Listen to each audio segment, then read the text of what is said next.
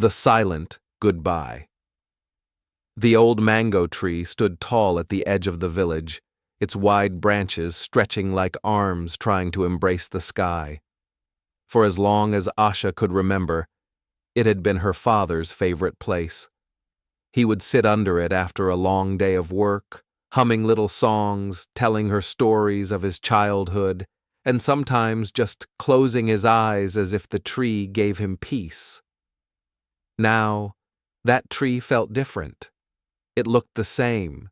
The leaves still swayed gently in the warm breeze, the birds still chirped from its branches.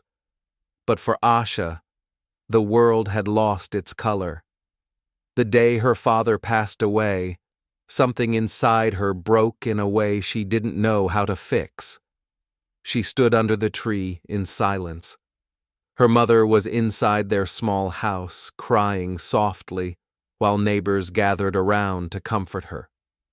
Asha had slipped away quietly, barefoot, her eyes red and swollen. She pressed her hands together, staring up at the sky that seemed too far, too empty. "Papa," she whispered, her voice trembling, "I don't know if you can hear me. I don't know if you can see me. But I want to tell you something."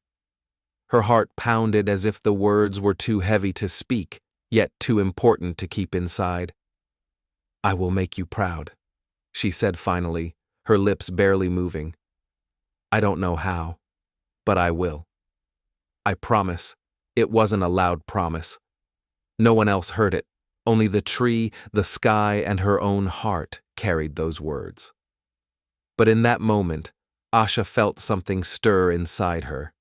It was small, fragile, but it was real. A spark of strength that she didn't know she had.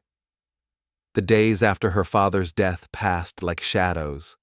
The house felt quieter, heavier. Her mother tried to stay strong, working longer hours to earn money, but Asha could see the tiredness in her eyes. At night, when her mother thought Asha was asleep, she sometimes heard her muffled sobs. Asha was only 15, yet she felt older, as if childhood had ended too soon. She helped with chores, cooked simple meals, and tried to study.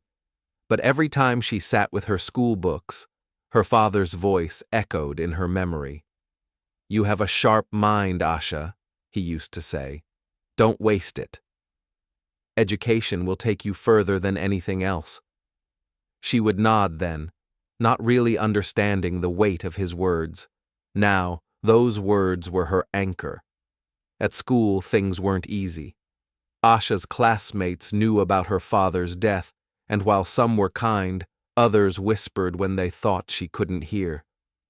"She won't go far," one boy muttered once. "Her family is too poor." Another girl laughed softly. "She'll probably drop out soon."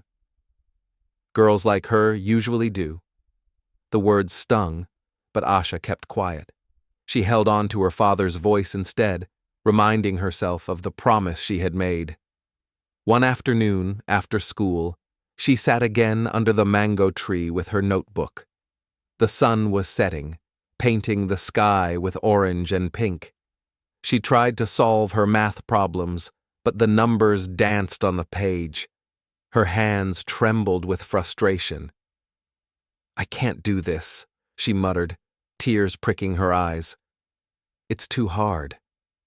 But then she remembered her father's smile, the way he always believed in her, even when she doubted herself. Slowly, she wiped her tears, picked up her pencil again, and tried one more time. This time, the answer came. Not perfect, not fast, but it came. And in that small victory, she felt a flicker of hope. That night, as Asha lay on her bed, staring at the cracked ceiling, she thought again of her promise.